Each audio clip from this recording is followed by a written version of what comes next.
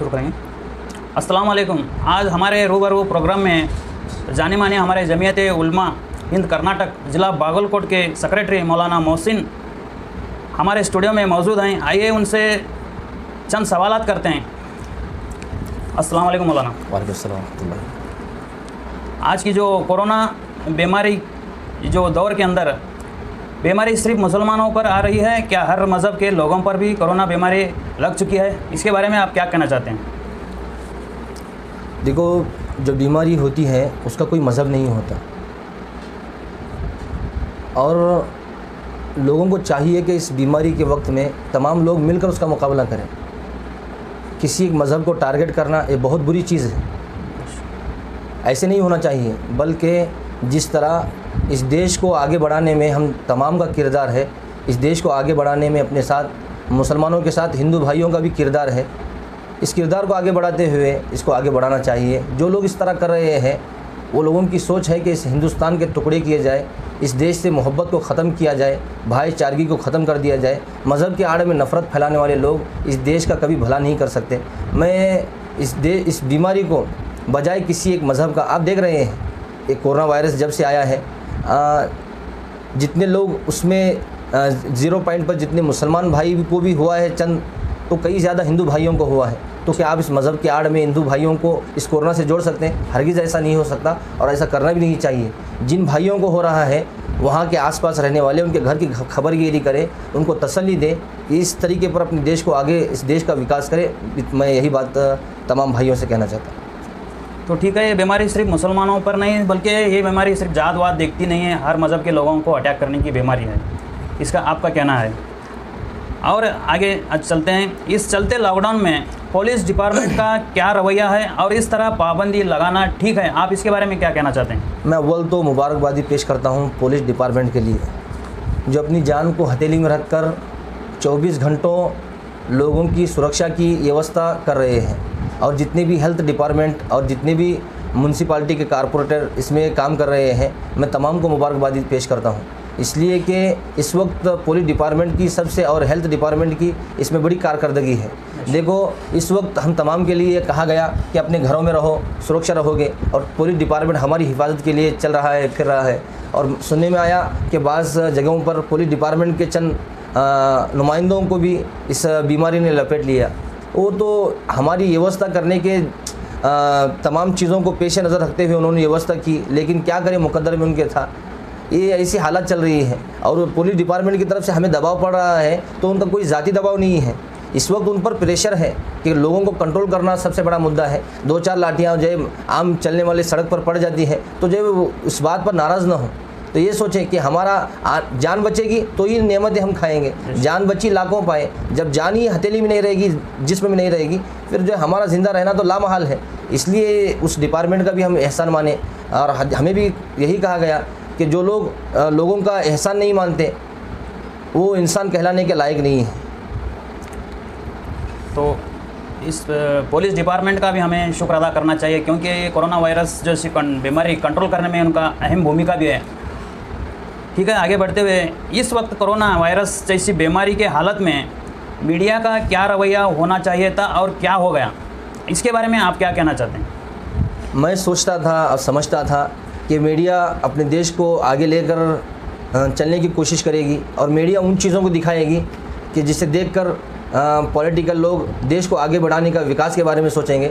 मुझे शर्म आ रही है मीडिया के इस दुगले रवैये पर कि इन्होंने इस बीमारी को भी एक मज़हब का नाम दिया। इसमें हिंदू मुसलमान भाइयों का कोई भी हथकंडा नहीं है। इसमें सबसे बड़े बदनाम में ज़माना अगर कोई है तो मीडिया का रूल है, जो मीडिया ने अपनाया। इस बीमारी को भी मीडिया ने एक मज़हब का रूप दिया है। इसमें अपने दूसरे किसी कास्ट के भाइयों ने नहीं दिया, मीडिया ने इस रवैये को इख्तियार किया है। और मैं मीडिया से अपील करता हूँ कि इस दुगले रवैये को छोड़े, इस ऐसी मीडियाओं का लोग कंडम करें, ऐसे मीडिया के अखबार ख़रीदना लोग छोड़ें और ऐसे सोशल नेटवर्क को उनके बंद कर दें, ताकि उन पर एक ऐसी आफत आ पड़े कि वो सच बात कहने पर मजबूर हो जाएं।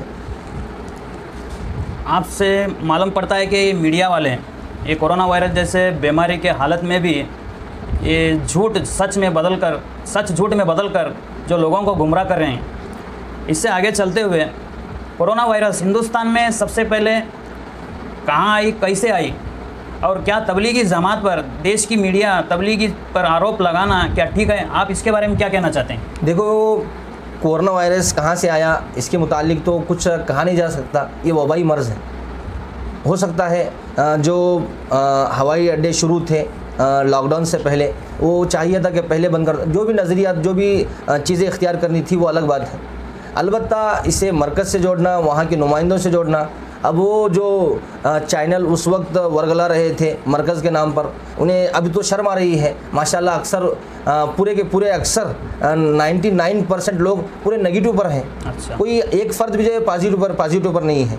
और अलबत्ता उन्होंने एक मज़हब के एक मरकज़ को बदनाम करने की कोशिश की है, और धर्म के उस मरकज़ को बदनाम करना ये बड़ी एक नापाक साजिश है मीडिया की। मीडिया को चाहिए था वहाँ के लोगों को सुविधा पेश करती, मीडिया को चाहिए था इस लॉकडाउन के दौर में गरीबों के घरों को ढूंढकर, जहाँ पर पॉलिटिक लोगों की और सोशल नेटवर्क इस्तेमाल करने वाले खुदाम लोगों की नज़रें नहीं जाती, मीडिया उनको लाकर पॉलिटिक्स में काम करने वाले लोगों को मजबूर करके उनकी खिदमत करने पर मजबूर कर दी। लेकिन मीडिया ने उस मामले में ऐसा कुछ भी नहीं किया। अलबत्ता बहुत सारे जगहों पर लॉकडाउन बिल्कुल ख़त्म सडनली फैसला होने पर वज़ीर आज़म की तरफ से लोग वहीं पर रुक गए। अभी भी लोग जो रास्तों पर हैं, और बाज़ जगह आश्रमों में भी लोग मौजूद हैं। हम नहीं चाहते, मजबूरी की वजह से लोग वहाँ पर रुके हुए हैं। तो मतलब क्या है? क्या मैं मुसलमान होने की वजह से आश्रम के लोगों को बुरा भला कहूँ? ऐसा नहीं होता, बल्कि मजबूरी की वजह से लोग वहाँ फंसे हुए हैं। मेरा काम बनता है उनको किस तरीके पर वहाँ से निकाला जाए। मीडिया को उस पर हाईलाइट करना था, लेकिन मीडिया ने दूसरा रुख इख्तियार करके पूरे हिंदुस्तान से अमन को ख़त्म करने का काम किया। आप जो इस बात कहने से ये पता चलता है कि मीडिया वालों ने जो मज़दूर लोग जो एकदम लॉकडाउन करने से जो फंस गए, उन लोगों को मदद करने बजाय उस बात को टाल को दूसरे तरफ जो मज़हब के ऊपर जो कोरोना वायरस जैसी बीमारी जो एक मज़हब पर डालकर जो झूठा साबित करने के लिए लग चुकी है। और आगे चलते हुए मौलाना आपसे और एक सवाल, ऐसे हालात पर मदारिस, मस्जिद और मंदिर समेत बंद करने से क्या इस कोरोना वायरस जैसी बीमारी को कंट्रोल ला सकते हैं? देखो, इस वक्त सबसे बड़ा मुद्दा जो है सोशल डिस्टेंसिंग का है कि आपस में दूरी बनाए रखने का हुक्म है। मुझसे ज़्यादा इस वक्त इस कोरोना के इस तमाम मुद्दे पर काम करने वाले मुझसे ज़्यादा तजर्बेकार लोग हैं, लेकिन मेरी एक हकीर सी राय ये है कि इसमें इबादत खानों को बजाय बंद करने के एक महदूद तादाद में शुरू करने का हुकूमत की तरफ से ऑर्डर होना चाहिए था कि मंदिरें भी बंद ना हो, मंदिर में भजन हो, मस्जिदों में अजान हो। यही हमारे हिंदुस्तान की तारीख़ है। देखो, एक तरफ दवा से इस मुद्दे को, इस बीमारी से लड़ने के लिए सिर्फ दवा ही का इस्तेमाल हो, ऐसा मेरी निगाहों में नहीं है। मैं चाहता हूँ अपने माबूदों, अपने खुदा के सामने हर आदमी अपने हाथ को फैलाकर इस बीमारी के इस मुद्दे पर अपने खुदा के सामने पूरे मुल्क के सलामती के लिए दुआ करने का ये अहम वक्त है। इस वक्त अगर हमारी इबादत खाने, मंदिर इस वक्त बंद हैं, तो वहाँ पर चंद नुमाइंदों को रख कर वहाँ की तमाम चीज़ें चलाई जाती, ये मेरी तरफ से राय है। इस वक्त लेकिन बहुत लंबा अरसा बीत गया है, मस्जिद भी बंद हैं और मंदिरें भी बंद हैं। मैं हुकूमत से यही अपील करता हूँ कि किसी न किसी एक महदूद टारगेट के ज़रिए, लोगों के ज़रिए मंदिरों को और मस्जिदों को बहाल किया जाए, वहाँ इबादतें वहाँ शुरू कर दी जाए। आप इस बात से आप पता चलता है मौलाना कि आपने कह दिया कि मंदिर, मदारिस और मस्जिदें बंद करने से कुछ बीमारी का खात्मा नहीं हो सकता। इस मंदिर में भी भजन हो, मस्जिदों के अंदर भी अज़ान नमाज हो। आप कहने का मकसद है कि कोरोना बीमारी को भगाने के लिए अपने अपने खुदाओं को ये मनाने का वक्त था, लेकिन हुकूमत ने ये सब बंद कर ये कोरोना वायरस बीमारी को और भी ना टलने की हुकूमत ने ऑर्डर पास किया। इसी बात कर आगे चलते हुए, लॉकडाउन में रमज़ान की इबादत कैसे रहेगी, इसके बारे में आप क्या कहना चाहते हैं? देखो, रमज़ान मुबारक माशाल्लाह हर साल हमारे भाई रोज़ा रखते हैं। रमज़ान मुबारक के नेमतों से अपने आप को हर आदमी को अल्लाह ताला नेमत अता फरमाते हैं। लेकिन ये साल तो बहुत कठिन साल, सब्र का साल चल रहा है, सब्र का महीना चल रहा है। रमज़ान ही सब्र के महीने का नाम, रोज़े का नाम ही सब्र के साथ चलने का नाम है। कि इस वक्त हम तमाम भाइयों को भी इसी बात की तरफ तवज्जो दिलाने की ज़रूरत है कि इस वक्त रमज़ान मुबारक के इस महीने को हम बिल्कुल सोशल डिस्टेंसिंग के साथ में चलाएं और बिल्कुल नमाज़ें अपने घरों में अदा करें, तरावी अपने घरों में अदा करें, बजाय छतों पर आकर नमाज़ अदा करने के। बिल्कुल हुकूमत की तरफ से जो चीज़ें मना करदा है हमारे बड़ों ने भी और उस पर बहुत सख्ती के साथ मना किया है। देखो बाज़ मुद्दों को लाकर मज़हब को इस्लाम को बदनाम करने की बहुत साजिश मीडिया ने रची है। खुदारा मुसलमानों से एक अपील है हमारी, ऐसी कोई ऐसा कोई फेल ना करे, ऐसी कोई हरकत ना करे कि रोज़े और नमाज के नाम पर इस्लाम और मज़हब को बदनाम करने की साजिश हो। इसलिए अल्लाह के लिए अपनी अपनी इबादतें, रमज़ान मुबारक का महीना जितनी चीज़ें मुयस्सर आ सके अपने घरों में उन चीज़ों पर इफ्तार करें, उन चीज़ों पर सहरी करें। यही सब्र का महीना। इतने साल हो गए, मैं 25 साल हो गया, मेरी उम्र 30 साल है। 30 साल में अभी ऐसा अरसा कभी हमारे 30 साल में नहीं गुजरा है, लेकिन ये हमारी ज़िंदगी का पहला रमज़ान ऐसा है कि अल्लाह ताला हमसे इम्तिहान चाह रहे हैं, तो हम इम्तिहान इसकी कोशिश करें कि हम इस इम्तिहान में खरे उतरें। अल्लाह ताला कि हमारे इस हाल पर रहम फरमा कर पूरी दुनिया से, पूरी इंसानियत को अल्लाह ताला शिफा अता फरमाए। पूरे इस मुल्क से लेकर पूरी दुनिया से अल्लाह ताला इस बीमारी का ख़ात्मा फरमाए।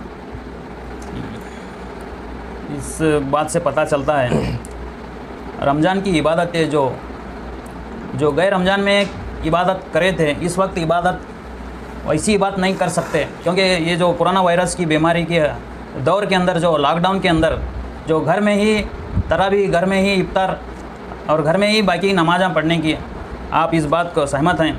और आगे चलते क्या हुकूमत ने यानी सरकार का फ़ैसला ठीक है ये रमज़ान के बारे में? देखो, सरकार का कोई फ़ैसला रमज़ान के बारे में नहीं है, बल्कि बहुत सारे अपने हिंदू भाइयों की भी ईदें इस वक्त आई, उनको भी यही हुक्म मिला कि अपने घरों में करें। रमज़ान एक मुद्दा नहीं है, हम जानते हैं, हम समझते हैं इस वक्त सरकार पर पूरा लेन देन ख़त्म हुआ और जो चलन था पूरा बंद हुआ है, तो सरकार पर कितना दबाव पड़ रहा है। बहुत सारा दबाव इस वक्त सरकार पर है, लेकिन ये रमज़ान का मसला नहीं है, लेकिन ये हालात की नज़ाकत है और हमें इस हालात की नज़ाकत को समझते हुए हुकूमत के कदम के साथ कदम मिलाकर उनके साथ बाजुओं से बाजू मिलाकर इस बीमारी का मुकाबला करना है। अच्छा, और आगे बढ़ते हुए चंद दिनों पहले पालघर के मॉब लिंचिंग में 2 साधु संत मारे गए, इसमें 2 बीजेपी के कार्यकर्ता भी थे, इसके बारे में आप क्या कहना चाहते हैं? देखो, आप इनको एक लफ्ज़ दे सकते हैं, वो साधु संत थे। मैं कहता हूँ कि वो मेरे भाई थे जिनको बेरहमी के साथ, दरिंदगी के साथ उनका मॉब लिंचिंग किया गया। पहले तो मैं हुकूमत को इस बात की तरफ तवज्जो दिलाना चाहता हूँ, अगर हुकूमत इससे पहले जो मॉब लिंचिंग के किस्से हमारे सामने आए, मुद्दे हमारे सामने आए, तबरेज़ का वाक़या आया, अखलाक का वाक़या आया, आसिफा का वाक़या आया, इन मुद्दों पर अगर हुकूमत डट कर फांसी की सज़ा सुना देती तो इस वक्त में, इन दिनों में जो अपने हिंदू भाइयों का, साधुओं का जो बेरहमी के साथ मॉब लिंचिंग हुआ, ये नहीं होता। अभी भी हुकूमत के पास ये मुद्दा है कि हुकूमत को चाहिए कि इस मॉब लिंचिंग के इन वाक़यात पर, चाहे वो जिन लोगों ने भी किया है, बाज़ अखबारों में लिखा था कि इस मॉब लिंचिंग में जो साधु भाइयों का हुआ है, 2 बीजेपी के कार्यकर्ता भी मौजूद थे। क्या इससे पूरे मैं इस 2 लोगों की वजह से पूरी पार्टी को बदनाम करूं? ऐसा मुद्दा नहीं है। वो 2 लोगों की गलती है, सिर्फ 2 लोगों को सज़ा मिलनी चाहिए, इसकी सज़ा पूरी पार्टी पर आए, ये कोई इंसाफ की बात नहीं है। जो लोग भी इसमें शरीक हैं, मैं तमाम अपने सियासी भाई हैं उनसे गुजारिश करता हूँ, इसमें कोई जो है इस मुद्दे पर अफसद का कोई मामला ना हो, बल्कि उनके लिए कड़ी से कड़ी सज़ा हो और अपने किसी पार्टी के कार्यकर्ता को बचाने की कोई नापाक साजिश ना हो, उनके लिए अक़दाम उठाए जाए, उनके लिए फांसी की सज़ा सुनाई जाए। यही हुकूमत से हमारी अपील। आप इससे पता चलता है ये बात से कि हुकूमत ने, जैसा कि आप तबरेज़ के बारे में जिक्र किया, आपने आशिफा के बारे में जिक्र किया, इसके अलावा भी बहुत से मॉब लिंचिंग हमारे देश के अंदर हुए हैं। हुकूमत ने उन लोगों को, उन दरिंदों को जो कड़ी से कड़ी सज़ा न देने पर आज इस और भी मॉब लिंचिंग जारी में है। आप हुकूमत से भी हम दरख्वास्त करते हैं कि जल्द से जल्द ये जो मॉब लिंचिंग के जो दोषी हैं उनको सज़ा मिले। इसे कहते हुए एक आखिरी बात, इस वक्त जो ये मसला शुरू है इस बीमारी के वबा में, इसमें मैं तमाम अपने मुसलमान भाइयों से और हिंदू भाइयों से दरख्वास्त करता हूँ कि बिला तफरीक़ मसलक और मज़हब, जिस तरह एक बार तब पानी की बाढ़ आई थी, पानी की बाढ़ में आपने अपने मुसलमान भाइयों का भी सोशल नेटवर्क उस वक्त देखा कि किस तरीके पर अपने हिंदू भाइयों की मदद के लिए अपने तमाम दिलो जान के साथ खिदमत में लगे हुए थे, और माशाल्लाह अपने हिंदू भाई भी इस वक्त उस खिदमत में लगे हुए हैं। मैं फिर से और एक मरतबा आप तमाम की तवज्जो चाहता हूँ, अपने आस-पास में, पड़ोसी में, अपने महल्ले में अगर कोई ज़रूरतमंद हो, बिला तफरीक मसलक और मज़हब, सिर्फ इंसानियत की बुनियाद पर उनकी खिदमत करें, उनके घर में जो है राशन पहुँचाने का एहतमाम करें। हर तरफ इस वबा के वक्त में हम एक दूसरे के सहारा बने, यही हमारी मोहब्बत को आम करने का एक पैगाम है। ठीक है, शुक्रिया मौलाना। अभी तक हमारे साथ स्टूडियो में आकर मौजूदा हालात पर सवालात के जवाब देकर हमारे यूट्यूब चैनल को देखने वाले को समझाए, हम उनके तरफ से शुक्रिया बोलते हुए ये हमारा प्रोग्राम ख़त्म करते हैं। अस्सलाम वालेकुम। वालेकुम सलाम।